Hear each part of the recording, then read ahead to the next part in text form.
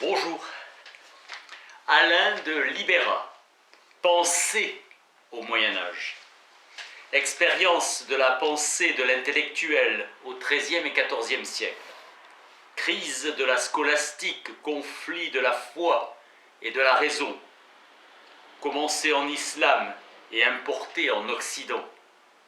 Place du Moyen-Âge dans l'histoire de la philosophie. Le mot intellectuel n'avait pas de signification au Moyen-Âge.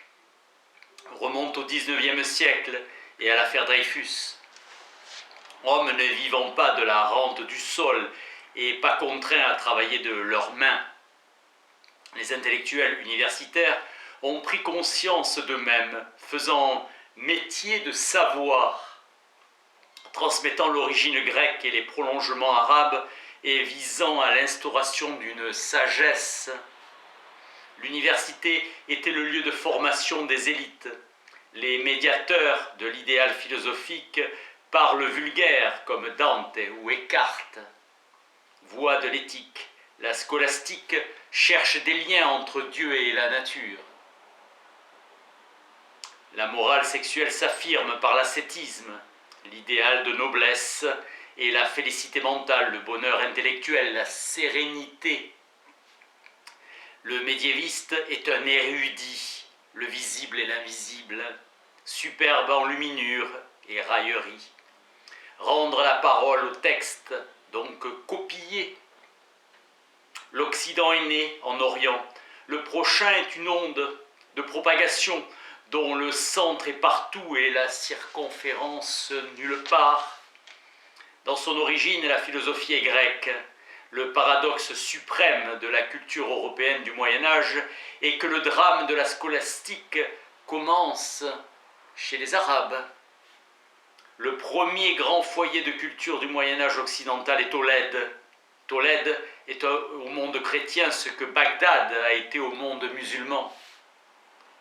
Boès n'affirme pas l'existence de deux vérités contraires. Il se contente de poser que les conclusions des philosophes concernent le naturellement possible et se fondent sur des raisons, au lieu que l'enseignement de la foi repose sur des miracles, non sur des raisons. Principes fondamentaux de toute théologie conforme à la révélation, l'existence, l'unicité, l'incorporalité de Dieu. Maïmonide fonde une théologie philosophique. Le théologien qui cherche la vérité montre la nullité des démonstrations alléguées par les philosophes. Se baser sur l'éternité du monde, thèse d'Ibn Rushd selon laquelle la révélation n'a aucune vérité à enseigner à la raison. Raymond Lull est un laïc. En 1260, le bien suprême selon Boès de Dacy est la vie philosophique. Il y a un conflit de facultés, des facultés. Théologiens contre philosophes. Les avéroïstes veulent maintenir séparés philosophie et religion. L'intellectuel a un nouveau modèle de vie, le philosophe contemplatif de Farabi, d'Avicenne et de Ghazali. Le philosophe contemplatif est un danger pour la vie chrétienne, car les laïcs peuvent s'engager dans cette autre vérité. Chez Avicenne, la pensée peut être un progrès quotidien, une assimilation progressive, une sanctification. Le Moyen-Âge est l'âge de l'explication de textes. Étienne Tempier condamne la thèse du statut excellent de vaquer à la philosophie. Dire que le métier de philosophe est supérieur veut dire supérieur aux théologiens et au roi, Jacques de Douai. Slogan philosophique lancé par Averroès, aucune religion n'est vraie, même si elle est peut-être utile. Elle peut être utile. Le sage Aristote affirme dans l'ensemble de ses écrits que l'univers a existé de toute éternité. Quelle preuve! Désir d'une vie nouvelle, un humanisme médiéval était en route par retournement des valeurs. Abstinence, chasteté, grandeur d'âme et humilité, noblesse, béatitude. La liberté venait colorer de nuances inédites, commerce sexuel dans le mariage, sauvant une liberté intérieure. Dénonciation de l'usage adultère du mariage et souveraineté de l'amour. Autour du sexe, le philosophe rebelle. C'est dans cette vie qu'on trouve le bonheur, pas dans l'autre. Affirmation d'Averroès sur l'impossibilité d'une vie future. La prière est incompatible avec la nature de Dieu pour un philosophe. Dieu est impassible et immuable. Les philosophes du Moyen-Âge cherchent la philosophie. Dévergondage de la philosophie naturelle, le philosophe transgresse l'ordre de la nature sans péché et décrète innocent le péché. Fondamentalement, la parfaite abstinence de tout rapport sexuel est contraire au droit naturel, mettant en péril la propagation de l'espèce humaine.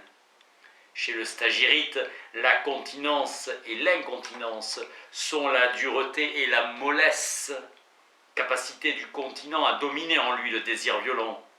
Siger fait du célibat la condition la plus propice à l'indépendance de la pensée. Éviter l'excès, selon Aristote, qui fait obstacle à la vie morale. Chaque homme est son propre intellect. Le philosophe, homme libre, noble, qui n'obéit qu'à son intellect. Avec Abélard, ce n'est pas péché que d'éprouver du désir. Thomas d'Aquin annexe la vie philosophique à l'éthique des ordres militaires. Sous le règne de Néron, la magie était couramment pratiquée. Avec Aristote, ce monde-ci est lié au monde supérieur. Principe du mouvement, cause première. L'idée d'émanation n'est pas aristotélicienne. Pour Aristote, le soleil impose un ordre perpétuel à l'ensemble des choses terrestres. Pour Avicenne, tout ce qui dans le monde est passé, présent et futur existe sous un certain rapport dans la sagesse du Créateur. Pour Dante Alighieri, l'intellectuel est celui qui a l'intelligence. Le philosophe est vertueux et heureux. Le bonheur est le couronnement des vertus. Félicité mentale. Noblesse comme semence de félicité. Dante exalte la noblesse de l'intellectuel et éloge de l'intellectuel.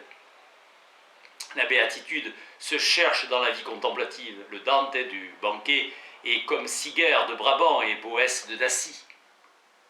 La sagesse n'est pas la béatitude, mais l'anticipe et la prépare. Don de noblesse. Dante professe l'inaccessibilité en cette vie d'un bonheur suprême, mais douceur accessible aux vertueux. La contemplation philosophique est le but de toute organisation humaine. Il n'y a pas de noblesse transmissible et héréditaire, car elle n'est pas collective. La noblesse est individuelle. Pour Aristote, une âme est rigoureusement définie comme la forme, l'actualité, l'entéléchie première d'un corps naturel organisé. En ce sens, seuls les corps vivants ont une âme. Avec Dante, l'homme a trois fonctions végétatives, sensitives et intelectives accomplies par l'âme. L'intellect possible est la capacité humaine de penser. L'âme noble est animale, intellectuelle et divine. Dante, disciple d'Albert le Grand. Le mysticisme de Maître Écart exerce sa séduction sur la plupart des penseurs de la fin du Moyen-Âge. Théorie des béatitudes, vision réfléchie ou réflexive de Dieu. Je vois Dieu dans une vision béatifique. L'homme pauvre ou noble est opposé au théologien, ne sait rien de rien et ne sait pas même qu'il voit Dieu. Le Christ de Catré et l'homme noble Descartes, exercice intérieur qui consiste à élever les puissances de son âme, contemplant toute chose dans le miroir de la vérité. Avec Catré, il faut revenir à rien avant de revenir à l'origine de tout. Être réduit à rien, s'anéantir et laisser Dieu agir en vous. Pour les pères latins, le néant, c'est la substance du mal. Pour Catré et pour Eckhart, la voie véritable est l'anéantissement. La vie selon la nature est une mort, la mort selon la grâce et le fond est une vie. L'âme cherche la mort éternellement, idéal philosophique en 1277 de l'exaltation de la vertu, de magnanimité. Saint Benoît a défini les 12 degrés d'humilité, se souvenir des commandements de Dieu, faire la volonté d'autrui, obéir, supporter les contrariétés, avouer ses intentions, être contenté, croire qu'on n'est rien, garder le silence, rester grave, parler avec sérieux, manifester l'humilité. L'humilité de vérité naît de la considération de notre nihilité. et l'humilité de ces vérités naît de la conscience du péché, néant de la grâce. L'humilité est la racine de la patience. Une vie heureuse est un rapport vivant avec Dieu. Le détachement contraint Dieu à venir à moi, le lieu naturel de Dieu, et l'unité et la pureté. La désapprobation appropriante de l'homme est une désappropriation appropriante de Dieu. L'originalité des cartes est de penser la naissance accomplie comme une saisie de soi dans le détachement, thème du pouvoir de l'homme humble, accomplissement de toutes choses dans l'homme droit et humble. Béatitude du voyageur immobile. La philosophie et la révélation ne s'opposent pas, mais s'éclairent l'une l'autre. Dante et Descartes comparent l'homme noble à un autre Dieu incarné. Et Descartes célèbre la vie de pensée et l'intellect des philosophes en les réinscrivant dans la perspective chrétienne, vie bienheureuse de Fichte.